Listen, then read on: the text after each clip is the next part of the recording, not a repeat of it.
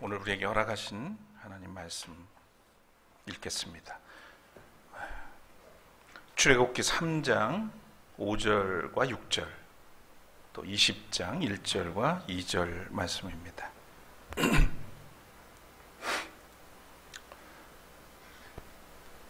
하나님이 말씀하셨다. 이리로 가까이 오지 말아라. 내가 서 있는 곳은 거룩한 땅이니 너는 신을 벗어라. 하나님이 또 말씀하셨다. 나는 너의 조상의 하나님, 곧 아브라함의 하나님, 이삭의 하나님, 야곱의 하나님이다. 모세는 하나님을 뵙기가 두려워서 얼굴을 가렸다. 20장 1절과 2절입니다. 이 모든 말씀은 하나님이 하신 말씀이다. 나는 너희를 이집트 땅 종살이 하던 집에서 이끌어낸 주 너희의 하나님이다. 이는 하나님의 말씀입니다.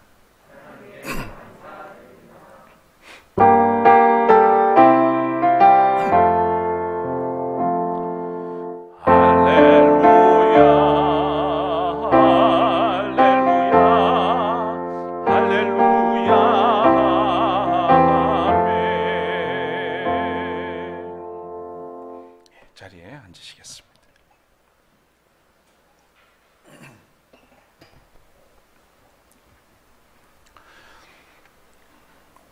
예수 그리스도 탄생절기를 누릴 겨를도 없이 시간은 훌쩍 지나서 예수 그리스도의 공적 생애를 따라서 현존하시는 그리스도를 만나고 배우는 주현절기에 다다랐습니다. 주현절, 또 공현절이라고도 하는데, 주현 또는 공현은 예수님의 신성이 최초로 공식적으로 나타난 것을 뜻합니다. 이를 서방 교회에서는 동방박사가 예수님을 찾은 때로 보고, 또 동방교회에서는 세례자 요한이 예수에게 세례를 준 때로 보기도 합니다. 우리는 사순절을 맞이하기 전까지 예수 그리스도의 공적 생활을 따라서 순례의 길을 나섭니다. 그리스도인의 삶은 순례자의 길입니다. 여행자는 요구하고 순례자는 감사한다는 오랜 경구가 있습니다. 여행하는 사람은 끊임없이 필요를 채우기에 급급하지만 순례자는 자연 그대로 모든 날, 모든 순간을 감사하며 살아갑니다. 이제 새해 막 길을 나선 여러분의 순례길에 감사가 넘치기를 빕니다. 오늘은 현존하시는 하나님이라는 제목의 말씀을 함께 나누겠습니다. 먼저 찬양으로 영광 돌리죠.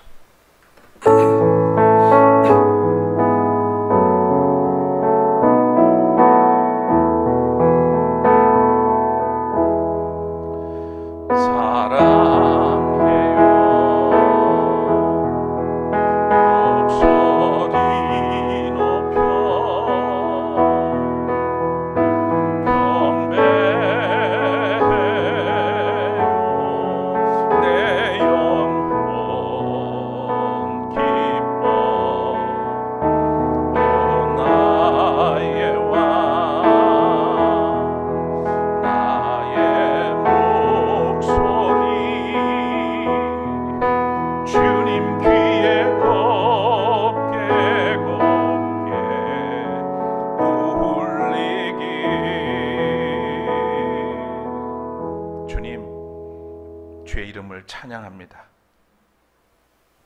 예배의 주인이 되시고 우리 모든 생명들의 주관자가 되시는 하나님, 오늘 이 시간 우리에게 오셔서 우리를 새롭게 하시고 우리를 주님의 뜻에 합한 자로 만들어 주시길 원합니다. 오늘 하나님의 현존 앞에서 우리 자신들을 들여다보게 하여 주시고 우리의 연약함을 알게 하셔서 하나님 앞에 진정한 마음으로 순종하며 따를 수 있는 믿음의 사람들로 거듭나게 하여 주옵소서. 부족한 종을 세우셨으니 성령을 통해서 능력을 덧입혀 주시고 오직 주의 뜻을 선포할 수 있도록 이끌어 주시옵소서. 예수 그리스도의 이름으로 간절히 기도드립니다. 아멘. 지난 한 해 우리는 구속의 은총과 창조의 은총, 적색 은총과 녹색 은총에 눈을 뜨자는 그런 표를 품고 한 해 동안 순례를 해왔습니다. 은총에 눈을 뜬 사람은 하나님의 현존을 보고 또 느끼며 사는 사람입니다. 모든 것이 하나님으로부터 왔음을 고백하고 하나님의 뜻에 자신의 뜻을 조율할 줄 아는 사람입니다. 자기 중심성에서 벗어나서 그리스도의 마음과 사랑으로 세상을 품은 사람입니다. 지난 주일에 말씀드린 것처럼 올해 우리는 은총의 눈을 뜬 사람으로서 모든 것 위에 사랑을 더하는 사람이 될 것을 다짐했습니다. 여기서 사랑을 더한다는 의미는 주님의 새 계명을 실행하는 것입니다. 사랑으로 관계하는 모든 것에 생명을 불어 넣는 일이죠. 복음서에 보면 예수님의 가르침에 사사건건 트집을 잡던 바리새파, 또 두 눈을 부릅뜨고 공격을 해오는 사두개파가 있었습니다. 그리고 그 틈바구니를 비집고 들어와 온 율법 교사들이 있었고, 그 중에 한 사람이 예수님을 시험하려고 묻습니다. 선생님, 율법 가운데 어느 계명이 중요합니까? 예수께서 그에게 말씀하셨죠. 네 마음을 다하고 네 목숨을 다하고 네 뜻을 다하여 주 너희 하나님을 사랑하여라 하였으니 이것이 가장 중요하고 으뜸 가는 계명이다. 둘째 계명도 이것과 같은데 내 이웃을 내 몸과 같이 사랑하여라 한 것이다. 이 두 계명이 온 율법과 예언서의 본 뜻이 달려있다 라고 말씀하십니다. 구약 성서의 핵심은 사랑이라고 하는 뜻입니다.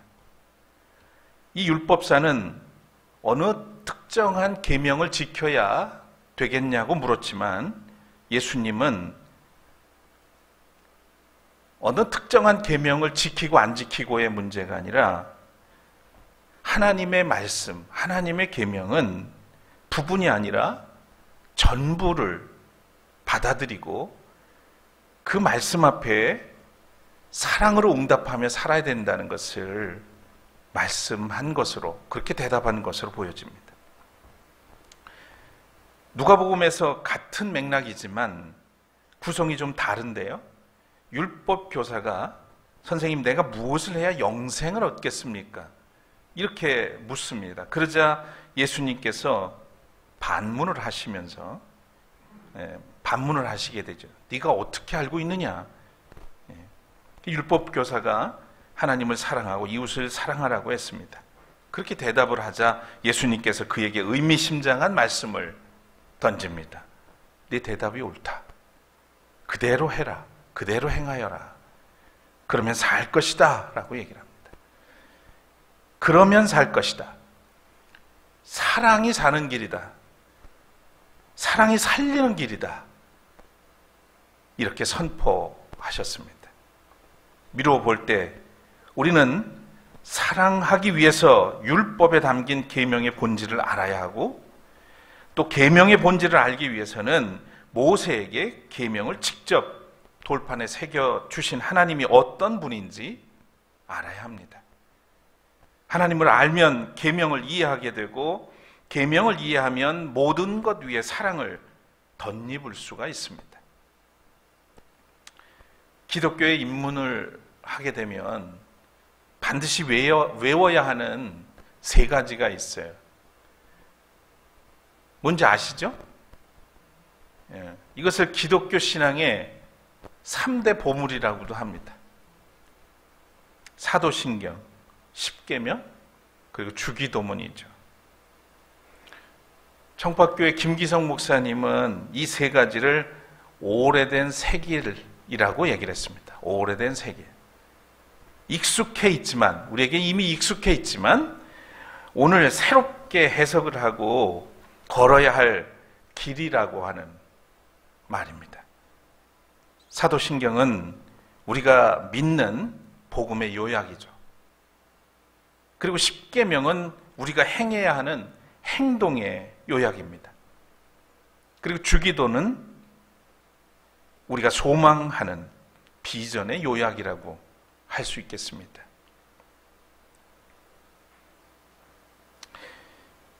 저는 지금 이제 어린 시절을 돌아보면서 참 고마운 분들이 계세요. 그 중에 늘 기억되는 한 분이 있는데, 제가 아주 초등학교 들어가기 이전에 아주 오래된 이야기입니다. 늘 검정색 옷을 입고 계셨어요. 교회 여전도사님이었습니다. 이름은 지금도 기억은 나지 않아요.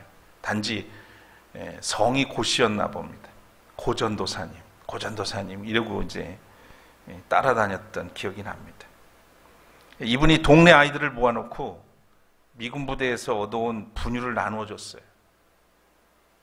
이렇게 종이로 이렇게 컵도 없어가지고 종이로 접으면 거기다가 이제 한 숟갈, 이렇게 큰 숟갈로 밥-숟가락으로 한 숟갈 정도 이렇게 담아주면 그걸 먹고 그러면서 맛있어가지고 그러고 있었던 기억이 나는데, 근데 절대로 그냥 주질 않았어요. 이분이 한 숟가락의 분유인데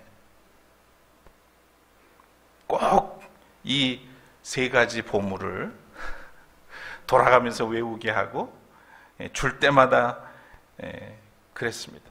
그래서 제가 그 한 숟가락의 분유를 얻어먹기 위해서 얼마나 열심히 외웠던지, 그 덕에 초등학교 취학 전에 달달 외워가지고 지금도 써먹고 있으니까 얼마나 고마운 일입니까?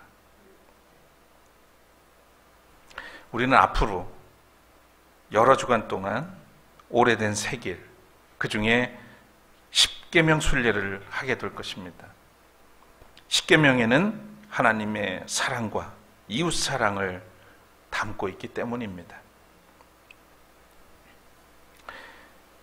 오늘 읽은 출애굽기 20장 2절을 한 번 더 보십시오.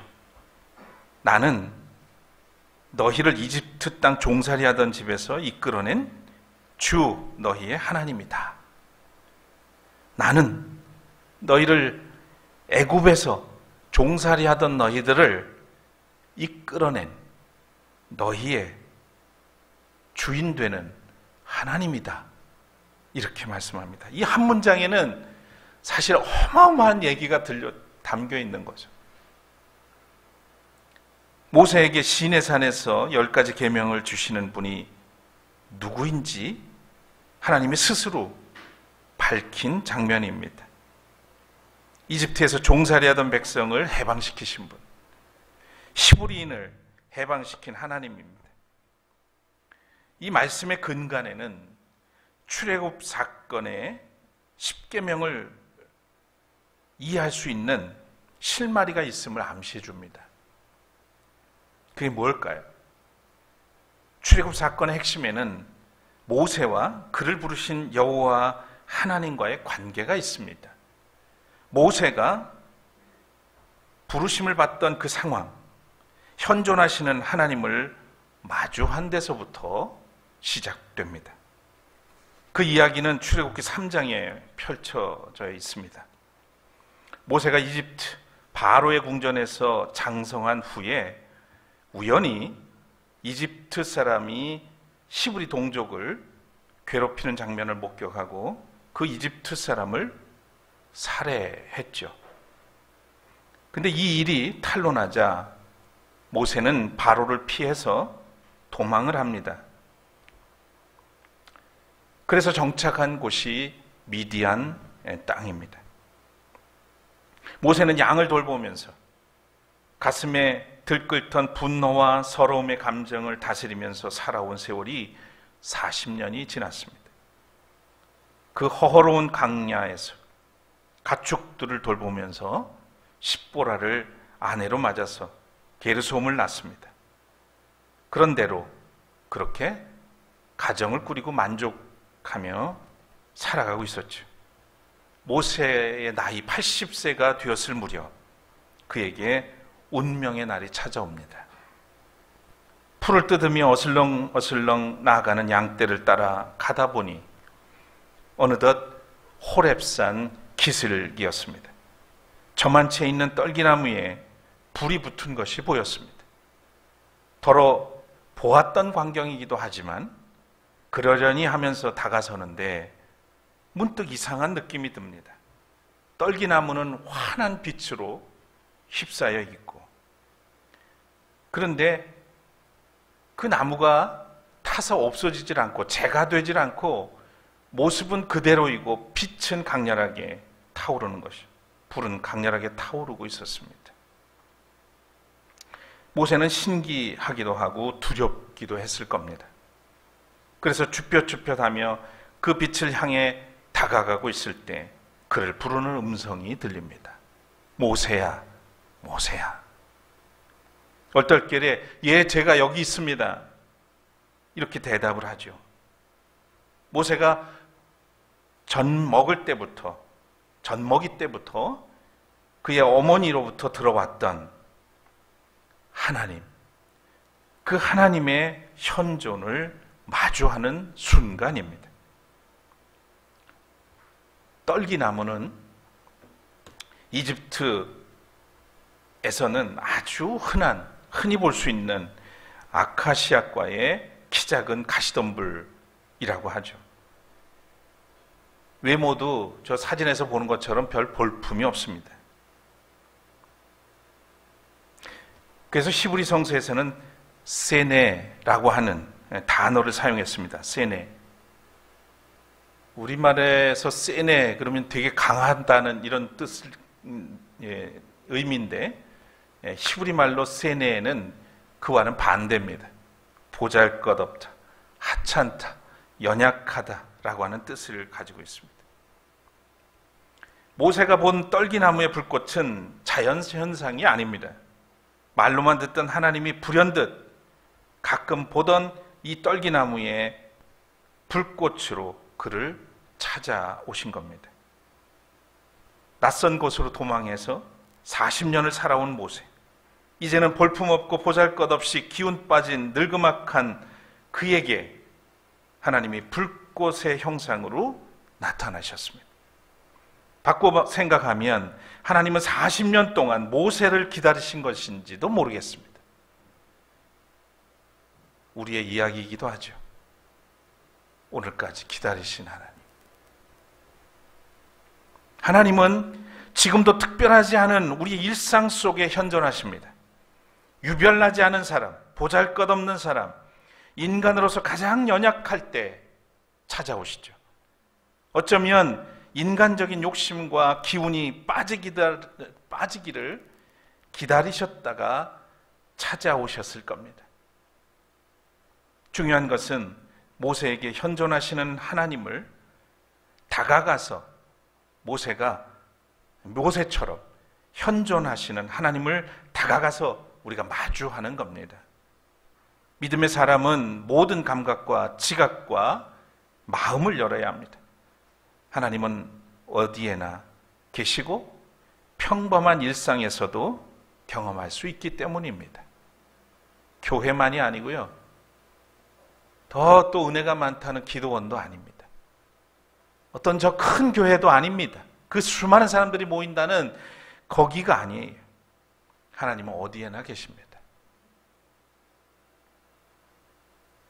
우리가 기억할 것은 하나님은 보잘것없는 떨기나무 같은 것을 통해서도 자신을 드러내시는 분이라는 것이고요. 또 하나는 하나님은 사람이 보기에 보잘것없을지라도 빛나는 존재가 되게 하시는 분이라는 사실입니다. 하나님을 만나고 싶다면 지금 가장 고난받고 호천대받고 연약한 사람들 곁으로 가야겠죠. 이를테면 12구 참사 유가족들, 또 온몸을 던져 위협을 무릅쓰고 투쟁하는 전국 장애인 차별 철폐연대, 여전히 편견과 차별 속에서 평범한 일상을 보장받지 못하는 사람들일 겁니다. 우리가 그분들을 함부로 대해서는 안 되는 이유입니다. 물론 우리도 보잘것없는 존재인데, 모세를 기다렸다가 만나주신 것처럼 우리도 어느 인생의 한 지점에서 우리를 부르시고 우리를 만나주시고 우리를 구원해 주셨습니다. 그랬기 때문에 더욱 우리는 이렇게 보잘것없고 연약한 고난받는 이웃들에 대해서 진정성을 가지고 다가갈 수 있어야 됩니다. 떨기나무 불꽃으로 현현하신 하나님이 떨기나무 같은 모세에게 또 말씀하십니다. 이리로 가까이 오지 말아라. 네가 서 있는 곳은 거룩한 땅이니 너는 신을 벗어라. 신을 벗으라고 합니다. 물론 거룩한 곳은 그 공간 자체가 아니겠죠. 하나님의 현존이 드러나는 곳이야말로 바로 거룩한 땅, 신성한 곳이라고 할 수 있겠습니다. 모세가 하나님과 대면하기 위해서는 광야의 위험으로부터 자신을 지켜주던 신을 벗으라고 하시는 겁니다. 그가 벗어야 했던 신은 어쩌면 그의 자아였을 겁니다. 자기를 내려놓지 않고는 거룩한 하나님 앞에 누구도 설 수 없는 법입니다. 하나님의 현존을 경험한 사람, 일상을 뚫고 들려오는 하늘의 소리에 접속된 사람은 이제 더 이상 옛 삶의 습성을 계속 유지할 수는 없습니다. 신을 벗는 순간, 자아를 내려놓는 순간 삶의 중심이 하나님께로 옮겨가는 것입니다. 양다리를 걸치고 하루에도 몇 번씩 천국과 지옥으로 가면서 비생산적인 고뇌를 하고 있다면 떨기나무의 불꽃으로 현존하시는 하나님을 아직 보지 못한 까닭일 겁니다. 호렙산에서 만났던 그 빛나는 떨기나무는 허겁게 살아가던 모세를 거대한 역사 속으로 부르시는 하나님의 초대장이었던 겁니다. 결국 하나님은 신을 벗고 구부정하게 서 있는 모세에게 당신의 마음을 털어놓습니다. 하나님은 이집트에 있는 당신의 백성들이 고통받는 것을 똑똑히 보았고, 또 억압 때문에 괴로워서 부르짖는 소리를 들었고, 그들의 고난을 안다고 그렇게 말씀하셨습니다.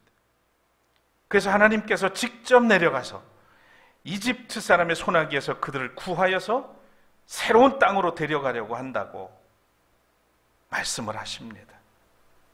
그런데 여기서 놀라운 것은 그 다음입니다. 하나님은 이 일을 위해서 내 도움이 필요하다, 나는 내 도움이 필요하다, 모세에게 그렇게 말씀하시는 겁니다. 값없는 은총으로 우리가 구원받는 자가 되었다는 사실도 은혜지만, 그보다 더 큰 은혜는 주님의 역사에, 그 역사의 섭리에 동참하라는 초대가 아니겠습니까? 모세는 40년 도망자로 은둔하면서 마음은 남루해질 대로 남루해졌습니다. 보잘것없는 인생을 탓하며 무기력하게 있을 때 하나님의 도움을 요구받게 된 겁니다. 하나님이 능력이 부족해서였을까요? 아니면 지혜가 모자랐을까요? 왜 이제는 하찮아진 모세의 도움이 필요하다고 말씀했단 말입니까? 하나님은 누구든지 남루하고 무기력한 삶의 늪에 허덕이는 인생일지라도 그를 사랑하시고 은혜를 덧입혀서 하나님의 자녀로 살아가게 하시는 분입니다. 우리는 누군가 나의 도움을 필요하다고 할 때 자존감이 상승하죠. 존재해야 할 이유, 살아야 할 이유를 찾게 됩니다. 하물며 하나님의 위대한 역사에 부름받은 일에 그 부름을 받고 또 초대를 받았다면 주저할 일은 아니죠. 그런데 우리는 내가 생각하기에도 과분한 어떤 초대를 받게 되면 그것을 받아들이기가 쉽지 않습니다. 왜냐하면 그 초대에 응하는 순간, 그 부름에 응답하는 순간 어렵사리 유지하고 있는 그런 평안함이 깨질 수도 있기 때문입니다. 모세는 그래서 주저했던 것 같습니다. 한사코 그 역사의 경랑에 뛰어들지 않으려고 버팁니다. 제가 무엇이라고 감히 바로에게 가서 이스라엘 자손을 이집트에서 끌어내겠습니까? 하나님께 항변을 합니다. 자격도 없고 능력도 없다고 말합니다. 하지만 하나님의 말씀은 단호합니다. 그거 다 한다. 하지만 내가 너와 함께 있겠어. 내가 너와 함께 있을 거야. 더 할 말도 없었고 더 다른 것도 다른 필요도 없었습니다. 때로는 우리에게 울면서라도 가야 할 길이 있습니다. 구레네 사람 시몬처럼 억지로 십자가를 져야 할 때도 있습니다. 인생은 내가 선택한 길만 걷는 것이 아니라 그 길의 부름에 응답을 해야 할 때도 있는 법입니다. 분명한 것은 그 선택이 은혜임을 곧 깨닫게 된다는 거죠.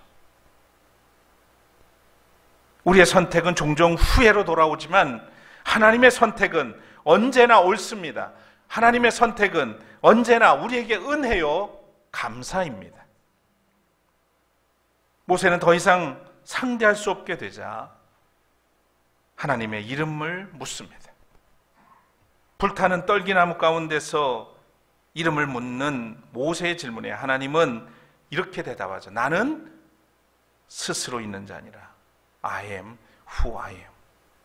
세번역에는 우리가 보는 이 세번역 성경에는 뭐라고 되어 있어요? 나는 나다. 나는 나다. 히브리 성경에서 이 말씀은 4개의 히브리 알파벳 자음이 등장하는데 요드, 해, 와우, 해 이래가지고 이것을 합쳐놓으니까 야훼라고 하는 발음이 나와요. 야훼. 그래서 하나님의 이름을 그들은 야훼로 알고 있습니다. 그런데 거룩하신 그 이름을 입에 담을 수가 없어서 그들은 여호와, 야훼라고 하는 4글자가 나오면 아도나이라고 그렇게 읽었죠. 나의 주님이라는 뜻의 아도나이. 이 이름의 신학적 해석을 붙이지 않아도 야훼 하나님의 속성과 성품, 신성과 인성이 모두 담겨 있다고 하겠습니다. 우리는 지금 오래된 새길, 10계명의 순례의 길을 떠나기 위해서 그 사랑의 길로 이끄시는 하나님이 어떤 분인지, 또 모세에게 현존하신 하나님, 보잘것없는 떨기나무 불꽃으로 자신을 드러내신 하나님에 관한 말씀을 나눴습니다. 그 하나님은 지금도 우리의 일상 속에서, 그리고 우리가 가볍고 하찮게 여기는 곳에 현존하셔서 거룩하게 하시고 사랑으로 생명을 공급하시는 분입니다. 자신을 드러내실 뿐만 아니라 무기력한 우리에게 조차 당신의 계획과 역사에 동참하도록 부르시는 분입니다. 사랑하는 여러분, 이제 우리는 여전히 부족하고 연약하지만 자아의 신을 벗고 하나님의 현존 앞에 서야 할 시간입니다. 내 도움이 필요하다. 사랑으로 세상을 바꾸는 일에 함께 하자. 지금 하나님은 여러분을 이 자리에 초대하고 있습니다. 내가 너와 함께 하겠다 하신 약속을 품고 하나님의 선택을 신뢰하십시오. 모든 감각과 지각과 마음을 열어서 하나님의 음성을 들으시길 바랍니다. 그래서 일상에서 하나님의 현존을 마주하면서 하늘의 사랑과 은총을 덧입는 그런 복된 한 해의 순례길이 되기를 주의 이름으로 축원합니다.